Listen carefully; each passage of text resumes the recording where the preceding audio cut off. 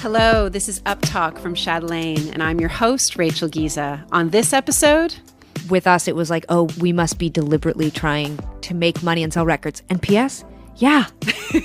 Why is success so gross when it's on a woman? It shouldn't be. That was Canadian pop duo, industry veterans Tegan and Sara. Their latest record, which is their 8th, is called Love You to Death. We'll talk about the state of pop music, queering the mainstream, and sibling strife. My conversation with Tegan and Sara is coming up on Uptalk, but first, let's hear a bit of the lead single, Boyfriend. The 36-year-old Quinn twins from Calgary have been doing music professionally for more than half their lives.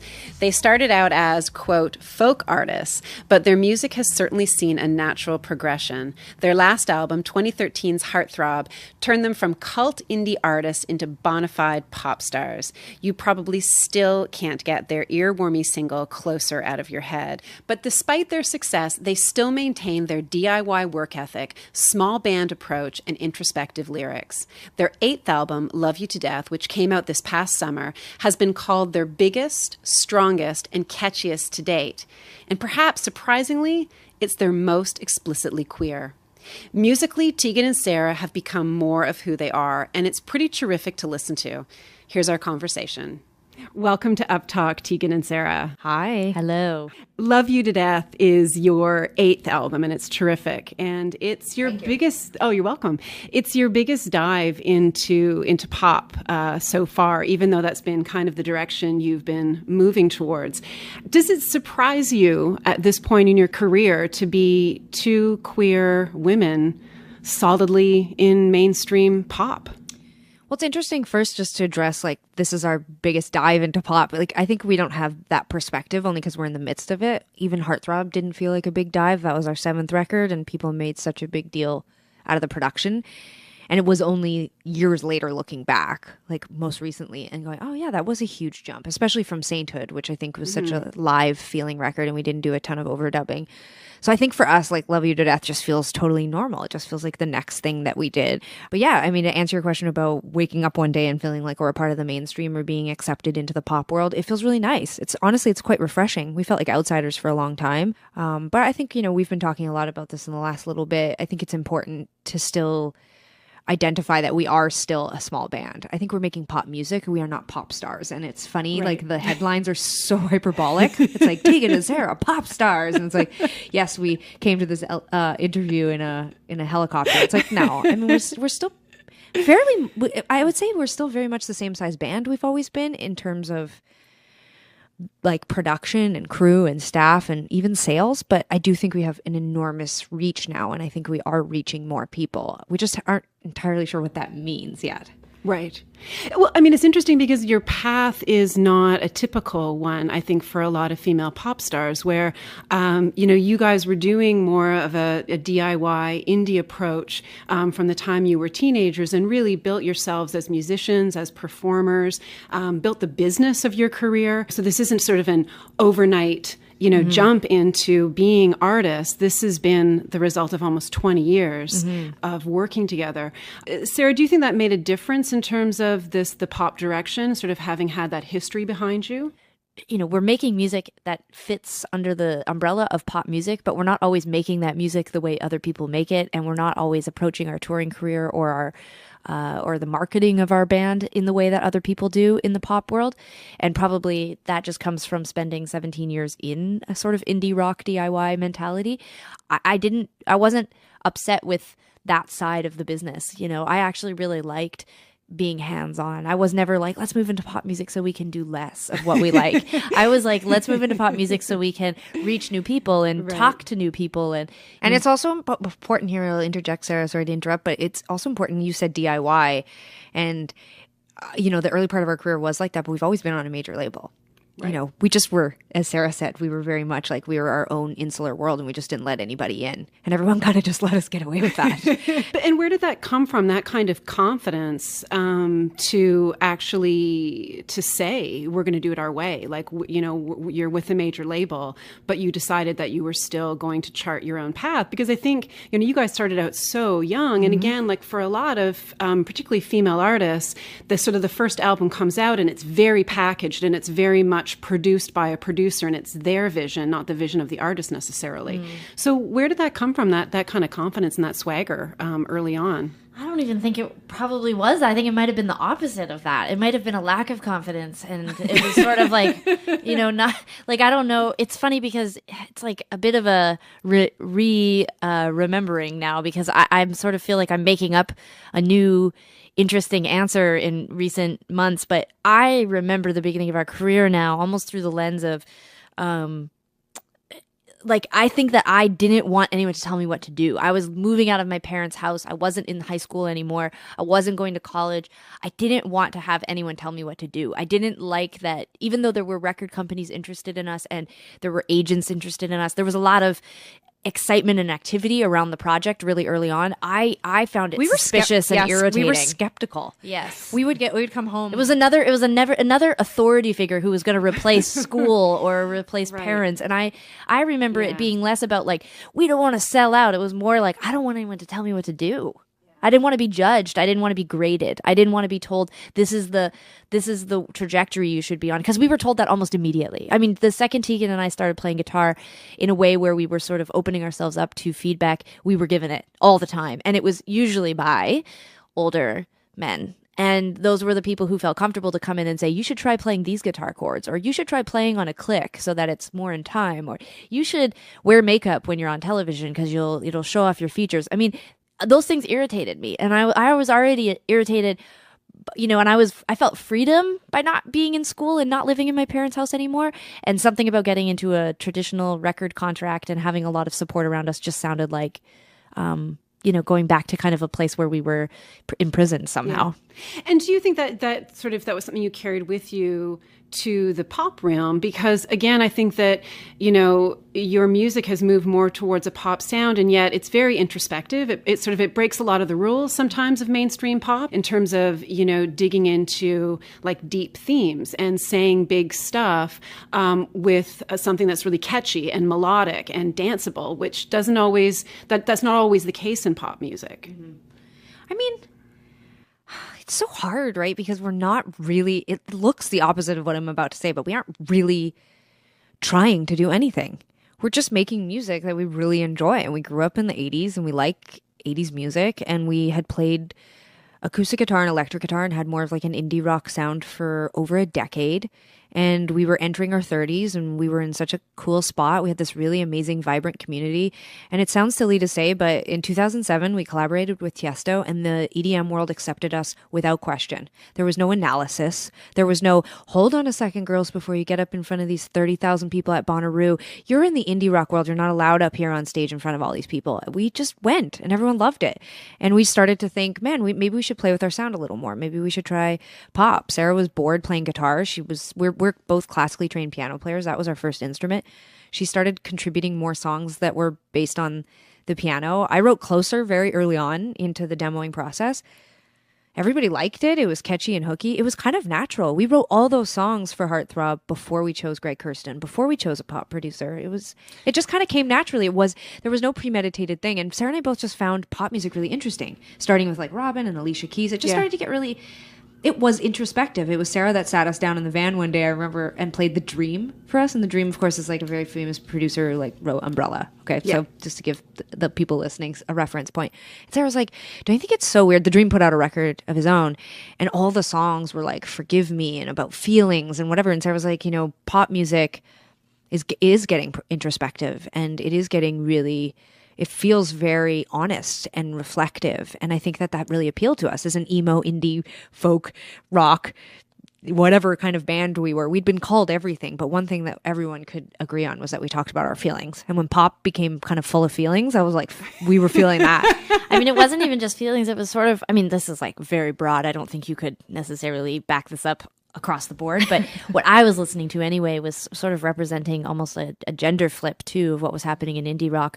In a way, the voice of certain female artists that I was listening to, like Alicia Keys or Robin or Beyonce, they were incredibly empowered, even when they were talking about being let down by people or being broken up with or whatever it was. There was something really powerful about that to me, and it really spoke to me. And I feel like Tegan and I have sort of always maybe been a bit off-putting to people in the indie rock and rock world, because as women we were very confident. Even when we were singing about broken hearts, we were doing it in a really loud way, maybe even what would be described as sort of a masculine way. And I think that actually really turned people off on a subconscious level.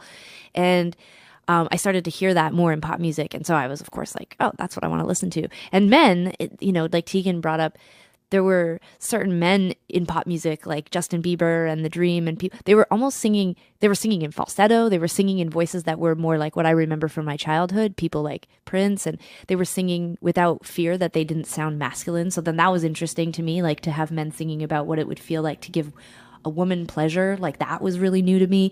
And that you were definitely not going to find that in the indie rock. Like you were nothing against Wolf Parade. I was, for some reason, they're the band I just thought of, but you weren't going to hear like Wolf Parade singing about giving a woman pleasure in a way that felt very feminist. And so I don't know, I just was interested in what was happening in hip hop and pop music. And I wanted to say one thing too about lyrics. I think that one thing that it's one of the criticisms that people from our early part of our career, they'll say, oh, but the lyrics aren't as good, or they're not as introspective. But I think they say yours aren't? Yeah. And really? And that was something that I really took personally, because I probably labored over our lyrics more than Tegan did.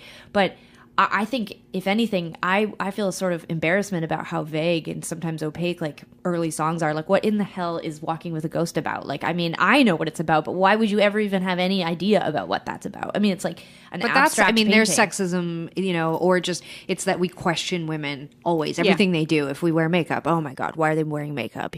Well, they're playing more pop. Why are they doing that? We rarely ask men that. Actually, some of the people we really respect in the indie rock community, they've done the same thing we have.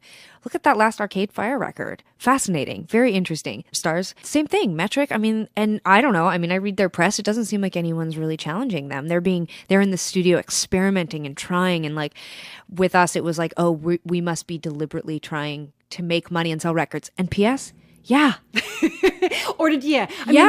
Why is success so gross when it's on a woman? It shouldn't be. And we just refuse. Honestly, I don't even worry about it. I literally spend 0 seconds a day thinking about it, because it's so stupid to me to think that anyone would question us for wanting to be successful. The only time it would be offensive is if we are compromising who we are. And we aren't. We've become more us. And you've also, been able to be more open about gender and sexuality in pop music, which again, I think, even though I think pop music and dance music, the world of pop and dance, I think, has been a world that's embraced, people of different sexual orientations and gender expression.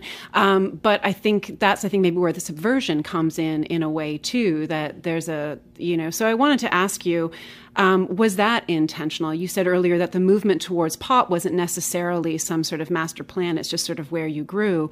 But in terms of, queering mainstream pop music, was that something that you thought about and said, we want to have, we want to sing music that's unambiguous about two women? It definitely wasn't a conversation that I had. I've always just written what feels really natural to me. I've never gone in with any kind of like directive from myself. And I sort of write what feels natural, and then I'll sort of actually send a lot of my songs to Tegan and my best friend Emmy. And Emmy is like much more of a sort of cerebral thinker, political person. And she would really be hard on me sometimes. She would be like, no one's going to know what you're saying here. Like, why don't you say something like this instead? She would be really hard on me.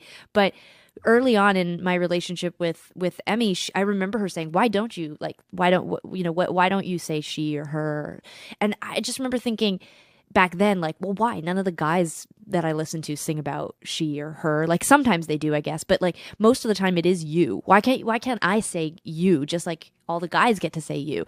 What's weird is that I was just thinking about this on stage during soundcheck, but then how come you don't want me? You do say she.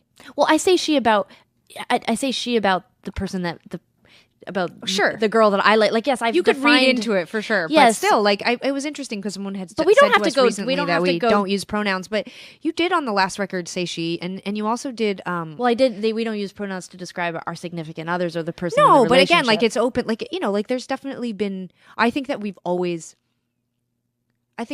had an element of that in our music, but I agree with Sarah that it was more universal feeling. And I just honestly, I just didn't think about it. And recently I've thought about it only as an afterthought. Like when I was writing Boyfriend for this record, I wasn't like, you know what I'm going to do? I'm going to write a song about gender and and I'm going to be playful with it. Like, I just thought, it's something I refer to myself as my girlfriend's boyfriend. I just do. It's like, and I do it as a reclaiming and a sort of thumbing my nose at something silly. I mean, clearly I understand that there's a sort of playing into these ridiculous stereotypes. Like when I take the garbage out and I come back and she says, "Oh, thank you, boyfriend." And we're joking, we're joking. We're not trying to like hammer down these like stupid stereotypes about what a man does and what a woman does. But to me, it was a playful sort of affectionate thing that we would do, and I didn't even think about it when I was writing the song. But I think even that, like, I think even showing that playfulness of queer relationships, which is something that we only tend to keep among ourselves, that doesn't actually get broadcast in the world, becomes something, because I feel like if like, especially like, like pop music of all stripes, I think for queer people, you have to kind of imagine yourself into the music in the same way that you have to kind of imagine yourself into a lot of like movies and whatever. And I think that just in changing the pronouns or offering that perspective, it's kind of forcing a straight audience to imagine themselves in something else. You bring up a good point too, that I've never had to, I didn't ever know that was what was happening when it came to the straight voice, like heterosexual, relationships in music. I've never had to say to myself, "Oh, let's see if I can imagine myself in this." It's like, that's the only perspective I've ever on, a majority level, been accustomed to. So I think you're right. And I think that's why if I was doing it, if I was not adding pronouns, it would have been a subconscious choice. I think I was just mimicking the heteronormative, singer-songwriters and music that I had heard my whole life. One thing though that you started with, you said that maybe that there was more confidence, and I will say, like, not to make it about me, but like the song that opens the record, That Girl, in the past I would have not said that. I wouldn't have said girl because I would have been really self-conscious about eliminating men. Like, men who are listening won't be able to relate because I'm saying girl. And I think that we have progressed, whether we know it or not. I agree with Sarah. It is mostly a subconscious thing. But even for me to go as far as to finish the song and keep, like, when did I become that girl? It's like, we wouldn't have done that in the past because we would have been afraid of being a chick band for chicks, like these ridiculous limitations are already put on our band. We have fought against that by trying to be universal, by constantly saying, no, we're for everyone. We're for everyone. We were always doing that, which goes against how we grew up. Like, I mean, we were so influenced by the Riot Girl movement, and that was all about like girls to the front, right? And then we start making music, and it's all about like, no, we're universal. We compared ourselves constantly to male iconic artists from the 80s, Prince and Bruce Springsteen and Tom Petty. We always were showing, we refused. Well, that's who we related to. I mean, no, we related to it, but we were listening to Ani DeFranco when we started our career, and that was the person that we called when we got offered a deal. Was we called the Righteous Babe record hotline, like, to ask questions. Like, the truth is that, like, I think that whether we knew it or not, I think we actually did push down some of our female influences and by some of that stuff just without even, I don't think we did it intentionally. I think that we felt like we would be limited. We felt like we would be caged. We would be put into a special section for women. Yeah. And I think that we have grown more confident in 17 years. I also think that we're just digging deep and we're really starting to talk about things like in a really, really, really revealing way. And I think whether it's Boyfriend or Sarah talking about Marriage on Be With You or me saying, when did I become that girl on That Girl, I think we're starting to say, like, we're going to write about the things that move us, whether it relates to you or not. I think we're in a culture or a moment in society and culture where we should be able to say that and have men stand in the front row and sing along. Yeah. It's interesting when I think about, Beyonce's Lemonade and how much she rooted it into a Black female Southern experience. Yep. And I think the surprise by, I think, some white fans, which is like, is this for me? Am I allowed to connect to it? And of course you can. I mean, of course, anyone. I feel like this is the record I relate to most of that's Beyonce's ever done because it feels so intense and emotional and real and angry, and I like that. Yeah, and I think really rooted, like not sort of. I think often there's this that something like transcending your identity is seen as a good thing. Yeah, and I feel like what's so interesting about what she's done, and I think what you guys have done with the new album, is it's not about being universal. It's about being super specific and true to yourselves, which then actually becomes a universal thing in a way. It allows people to plug into something, I think. Yeah, it's interesting too because, even just as we're talking about this, my brain is sort of firing off a lot of different thoughts. But, in not being specific, I also think that and in mimicking a lot of the male artists that we grew up listening to. I don't know that I don't know if I was as specifically as Tegan was describing, putting myself into a more universal box. I think probably it has more to do with my gender identity and who I attached to growing up. And I think I wanted to be like the men that I liked. It wasn't that I didn't love Kate Bush or Annie Lennox. It was weirdly like I did actually, I can remember as a small child imagining myself on stage singing Groovy Kind of Love as Phil Collins, not as Annie Lennox. Like I wanted to be a man. I wanted to be a boy. I wanted to be Joey McIntyre from the New Kids on the Block. So it makes sense to me that I would have mimicked. We were like, Tiffany who? Yeah, no, but I loved Tiffany, but I kind of like, I think probably like if I really get down to it, it's like I was admiring and sometimes objectifying women when I was listening to their music, or when I was sort of I don't know, counting them as something that I was inspired by. Probably Ani DeFranco and Sinead O'Connor are probably the only two women I can think of that to me were very masculine. And so I sort of did take them on more like I would with some of the male artists that I was listening to. But anyways, that's here nor there. But I was going to say about Boyfriend, one thing that has been an interesting reaction, this sort of transcendence of gender in songs, has often actually still just made us like for women. Like a lot of people have, it didn't matter how universal we were. It didn't matter how vague we were about what we were singing about. Now that we are singing so specifically, the interesting reaction to me has been from men. Straight men and gay men come to me all the time and tell me how relatable Boyfriend is. And I'm like, isn't it so interesting that once I've assigned myself officially a male gender, a man is able to say, oh, I really get that. Yeah. Oh, I've had that happen to me before. Because it's kind of like the friend zone. Like in their world, it's kind of like the friend zone experience. They're basically like, I have had two girls or two guys kind of play me around like that. I totally relate to your experience. But what is interesting to me is it's not even that they relate to the experience. They relate to me because I am calling myself male in the song. I'm a boy. I'm the boyfriend. And so finally these guys are able to come up and go like, I totally relate to you. And so it's interesting because for me, I think as a woman and as a queer woman, I've had 35 years of experience of putting myself into the experience of other people and doing that successfully. But for men, I think it is really unusual, gay men or straight men, like I think that it's unusual for them to put themselves into the perspective or, into the shoes of someone who is not like them. Yeah. One of the things that has also, in terms of introspection and in terms of going deep, more recently in your music, is talking about the relationship between the two of you and some of the conflict you experienced. And I know that, Sara, that you wrote music about this. And I'm wondering what that experience was like to write about it and then have Tegan listen to the music that you wrote about what was going on between the two of you.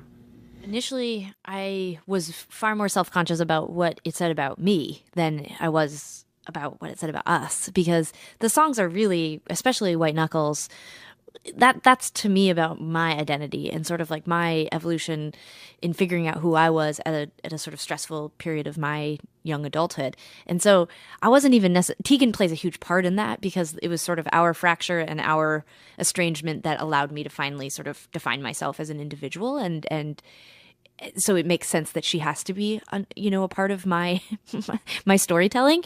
So, I feel bad sometimes because I feel like it sort of puts our relationship in a very vulnerable place where it can be criticized or critiqued or exploited. And so I've been really sensitive about it. But yeah, so I mean, I didn't feel self-conscious that Tegan would hear it and be injured or be insulted. I think that we're both very sensitive about our relationship and not using, our conflict to exploit the band or to make the band seem more interesting. We've certainly seen decades of like sibling rivalries in bands, and I'm incredibly turned off by that. I don't think it's anybody's business, and I think it would have been a far more demented thing to do it when we were really going through these issues in our early 20s. Now at 35, when I think our relationship is really mature and adult, and any scraps we might have are, I think, probably more civilized than even like the sibling arguments or fights that my normal friends have with their siblings now. Like I think we've almost become like clinical with each other and trying to figure out our conflict, but it's easy to do it now because I don't feel like I have anything to resolve with Tegan. We could give like a master class on how to get along. Yeah, I don't feel afraid of it. If anything, like I said, I mean, I'm more sensitive to what it reveals about me and what it reveals about my sort of difficulties as a young person. Yeah, I was just going to say, I think the most interesting part of the songs, and I hope people don't overlook it. I mean, ultimately, we always want people to insert themselves and create their own meaning. So I don't want people to listen to 100 times or White Knuckles and think about our relationship. But if perhaps you are interested in knowing, the thing I think that's most interesting is that it's Sara talking about a very, very important time in our lives where we were just starting to sort of get our bearings and starting to really feel like we were in a band. And there was this massive choice Sara made to move across the country and move away from me and to start to identify as her own person, and the struggle and the terror we felt when everyone around us was going, you must love your life and you guys live in your dream and it's so exciting and everything's going great. And meanwhile, we were like in hotel rooms screaming to the point of like, calling and threatening to quit and calling our managers and them having to come out and, break up these massive emotional, awful fights. And it was something but then we would get on stage and it would be like professional. I mean, and also, a lot of conflict between any two people. Even sometimes when I'm fighting with people, I know I'm wrong, there's a like sort of litigator brain where I'm like, but I will be right by the end, like I will get to the end of this. And even if I was wrong, you will understand, to a cellular degree why I was right though in being wrong. And I think that there's something about both of those songs that, the takeaway for me in both of those songs is that I'm admitting my own faults. It's not about highlighting what Tegan was doing wrong, because Tegan was wrong a lot of the time.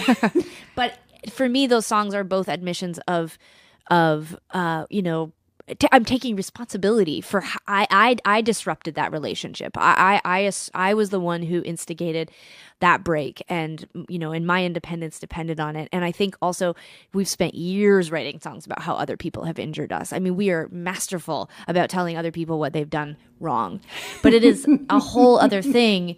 There's a whole other life, and it's not because I didn't know the other side of it. I mean, I've spent a ridiculous amount of money on therapy. I know what I've done wrong. I just don't find it that interesting to write about it. And so to find just from a creative place to sing about what are your faults and the things that you've done wrong, it doesn't feel as good as singing about the way someone else wronged you. Yeah. Sara, thank you so much. Tegan, thank you. Thank you. It's a pleasure talking with you. So nice to talk to you. That was my conversation with Tegan and Sara. Their latest album is called Love You to Death. And before we say goodbye, off the album, here's a bit of their latest single, Stop Desire.